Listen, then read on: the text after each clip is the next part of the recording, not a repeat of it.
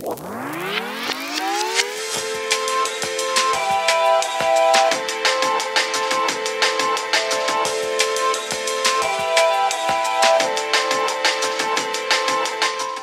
bonjour à tous, aujourd'hui je vais vous montrer comment configurer cet appareil photo automatique de surveillance, car j'ai eu l'occasion de devoir le configurer pour un client.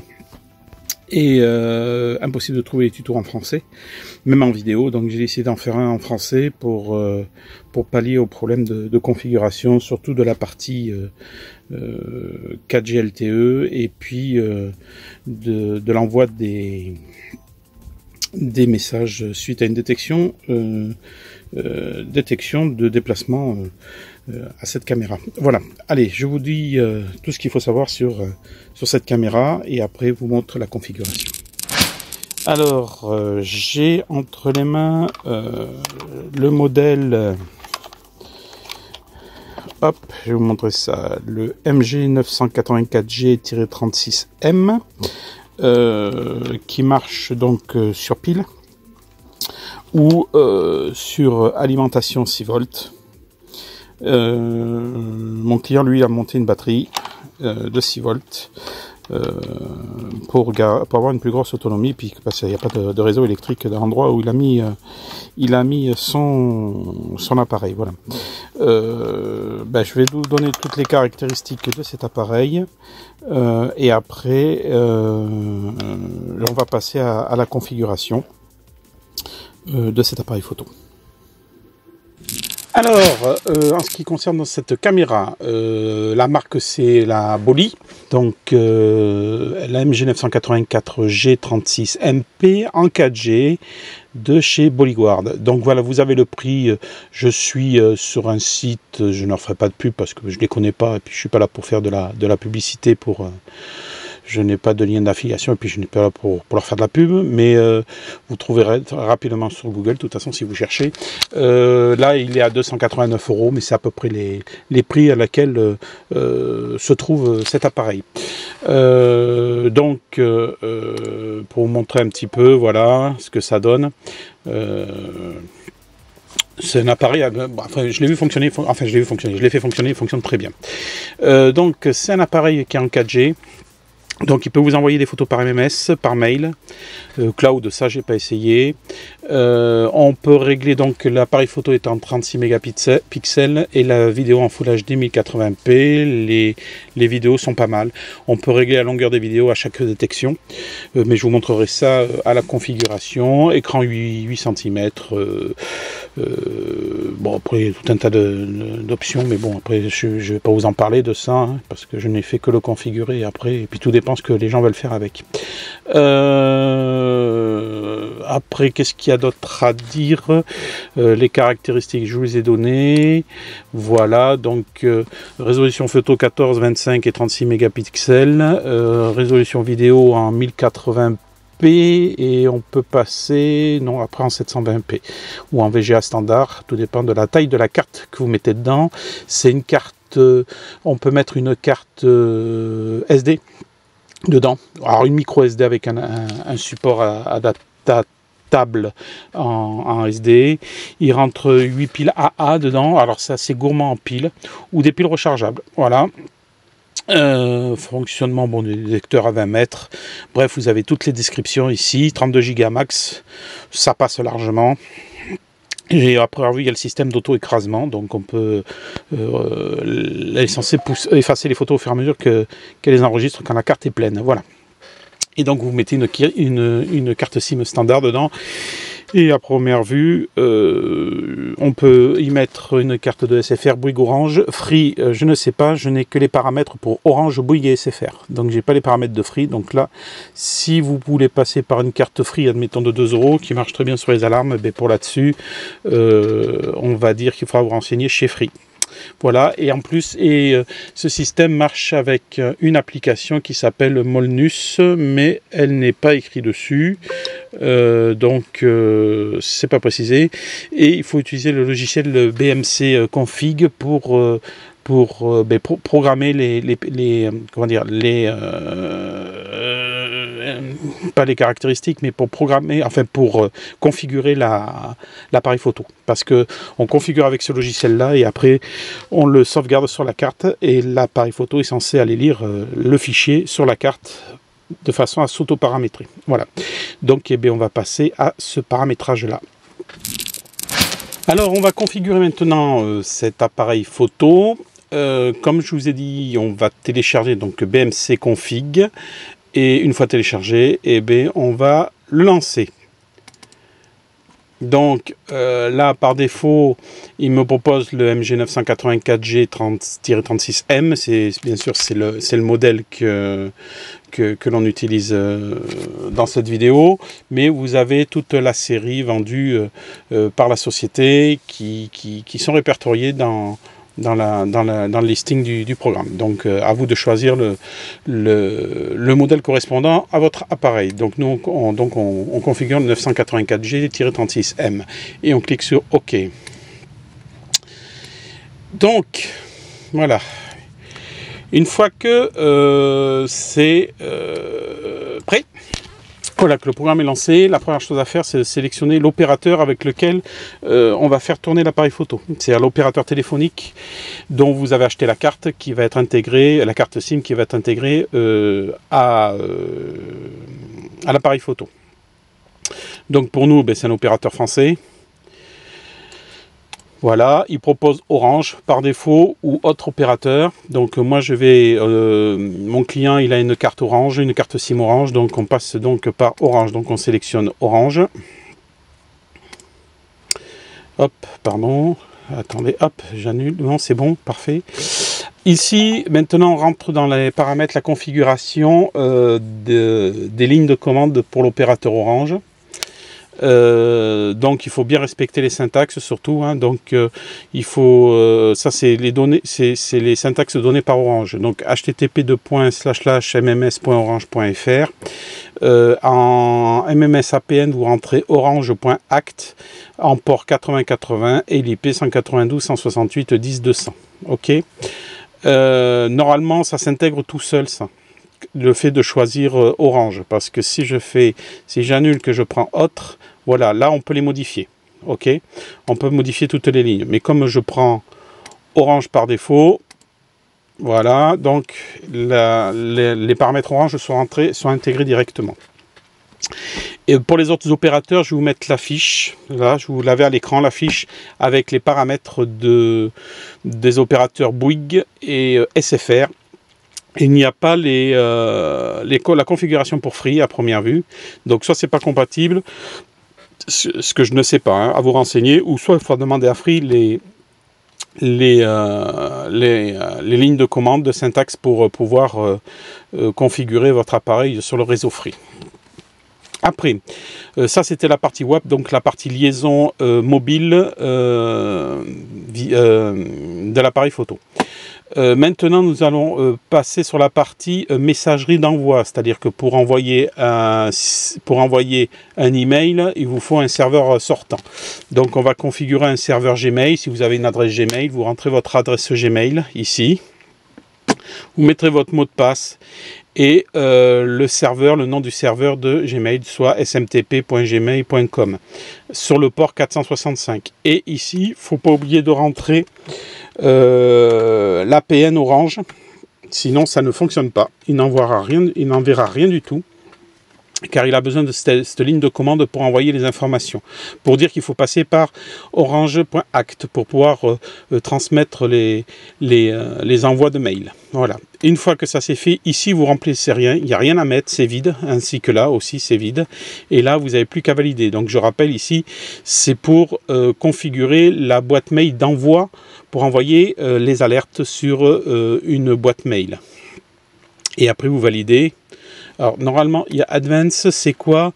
L'encryption, elle n'est pas obligatoire là-dessus. Voilà, vous pouvez laisser sans l'encryption, il n'y a pas de souci, ça fonctionne.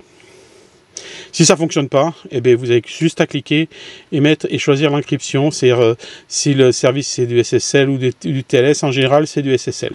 Mais ça c'est vous qui allez, quand vous allez faire les tests, si vous voyez que ça ne marchait pas, vous mettez l'encryption. Ok, là je la laisse parce qu'à l'origine je crois que je l'avais laissé, l'encryption. Et là on fait OK et c'est validé. Après, nous avons la configuration de l'appareil, où avant on va faire autre chose. Ici, tant qu'on y est, ici c'est la partie pour envoyer, pour dire à qui vous voulez envoyer l'information, l'alerte. C'est-à-dire soit sur un numéro de téléphone, soit sur une adresse mail. Donc, si vous voulez envoyer un SMS ou un MMS d'alerte comme quoi il y a une détection, vous rentrez votre numéro de téléphone ici, et vous pouvez rentrer plusieurs numéros de téléphone. Donc, vous rentrez votre numéro de téléphone, et s'il y a une alarme, ça sera envoyé par SMS. Ici, c'est par mail. Si vous voulez envoyer l'alerte par mail, vous rentrez une adresse mail.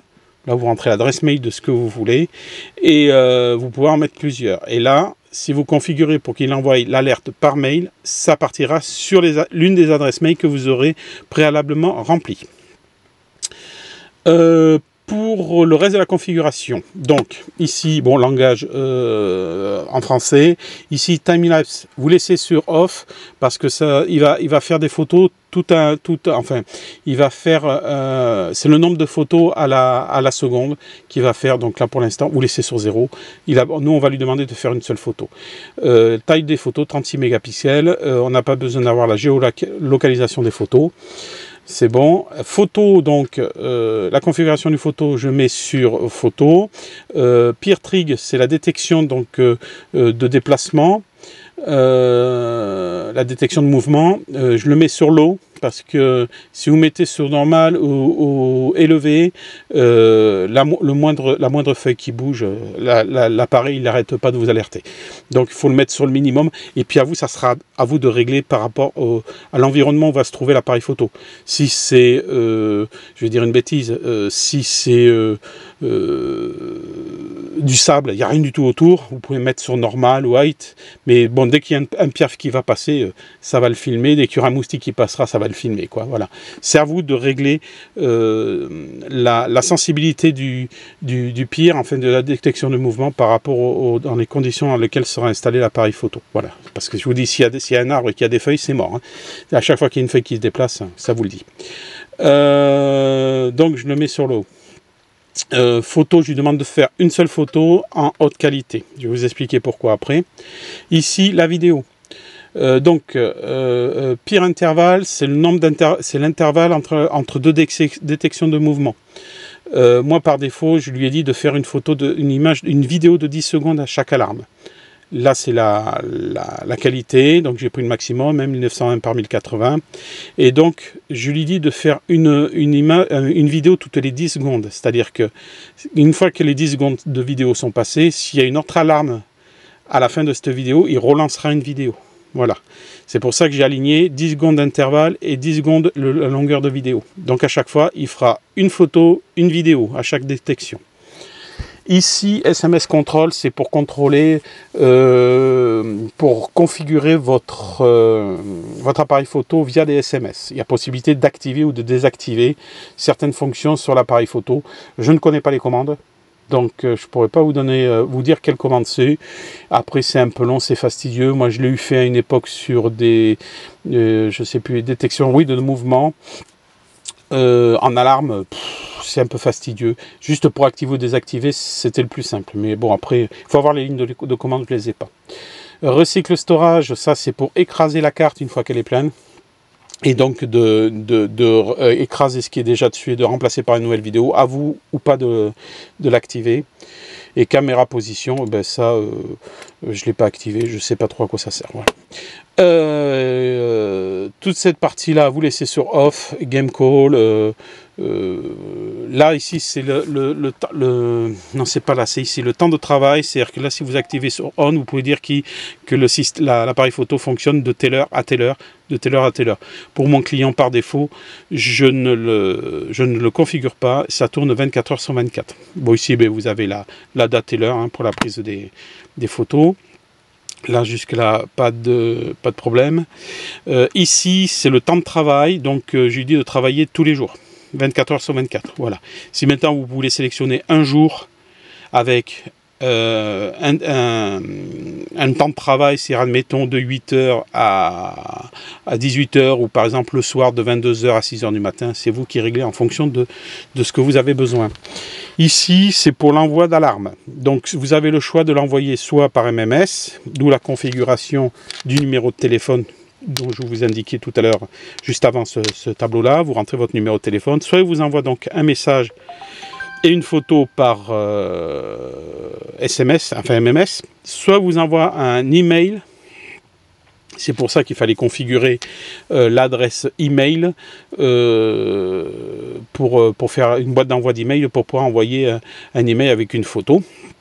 Là, identique, mais c'est par GPRS et par le système Molnus. Alors, Molnus, c'est une application que vous pouvez télécharger gratuitement sur l'Apple Store ou le store de chez Google, d'Android, l'application Molnus. Et après, je ne l'ai pas là, mais il faut configurer. Mais là, il faut juste, si je me souviens bien, c'est ouvrir votre compte et mettre votre numéro de téléphone. Et par défaut, toutes les infos, de toute façon, que reçoit votre appareil photo sont envoyés sur les serveurs de chez Molnus.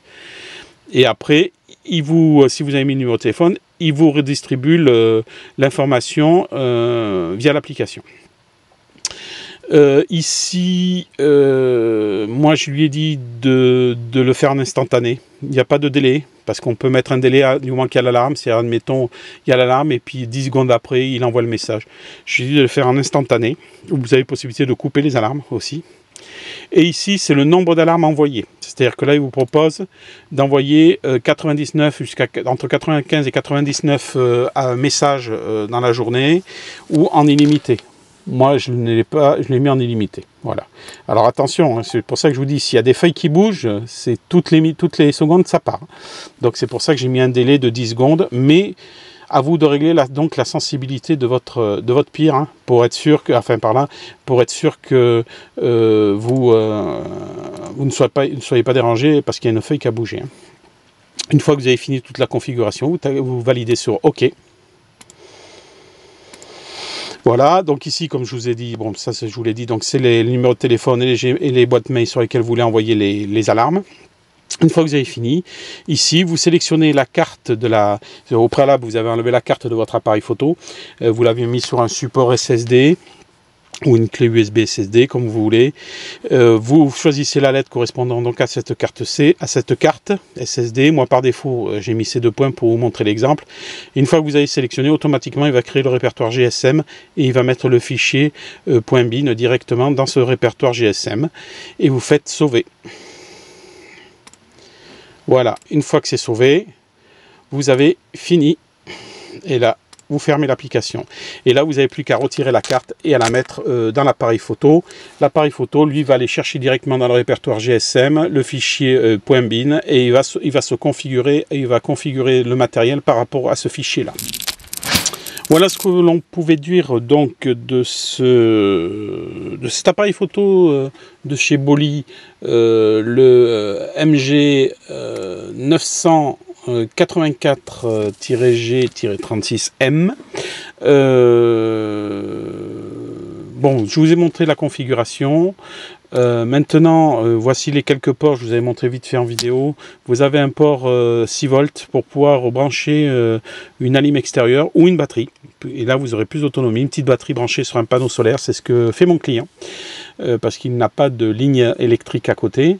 Et ça évite de bouffer les piles. Parce qu'autrement, ça va vous bouffer les piles, hein, ça c'est sûr. Vous avez possibilité de brancher une télé en analogique dessus.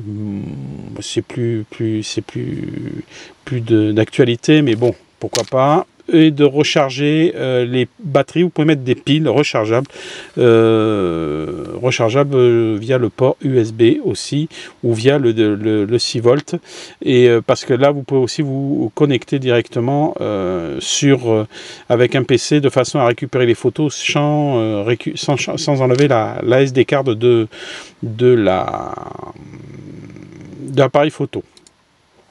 Ici, vous avez donc l'emplacement de la carte SIM qui est au format standard et de la SD qui est au format standard aussi. Ce n'est pas la micro SD, c'est la SD. Vous pouvez monter jusqu'à 32 Go.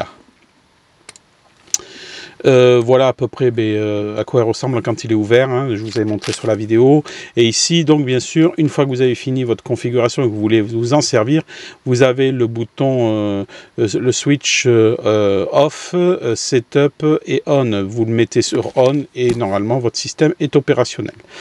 Il va se lancer, il va aller chercher le programme et il va être opérationnel. Ici, Setup, vous avez possibilité d'avoir accès aux paramètres de l'appareil photo via l'appareil photo si vous n'avez pas un PC. Et le configurer depuis cette partie-là, sauf la partie GPRS. Il faut absolument passer par un ordinateur. Donc voilà. Voilà, pour finir, je vous donne voilà, le détail des touches, hein, menu, enfin bref, vous voyez sur la vidéo exactement à quoi servent les boutons de l'appareil photo. Voilà ce que l'on pouvait dire de cet appareil photo de surveillance. Moi, mon client s'en sert pour la chasse essentiellement, et surtout pour surveiller qu'on lui vole pas son bois. Donc voilà ce qu'on pouvait dire sur cette vidéo.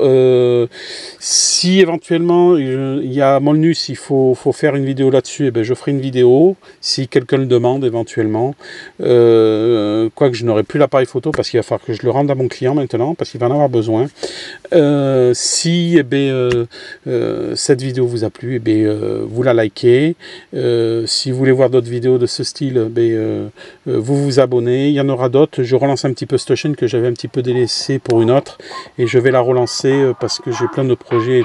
Essentiellement, j'ai une vidéo en préparation sur les panneaux solaires que je suis en train d'installer sur ma grange, et puis normalement la future voiture électrique que je dois acheter. Et je vous souhaite une bonne soirée et je vous dis à plus tard. Ciao!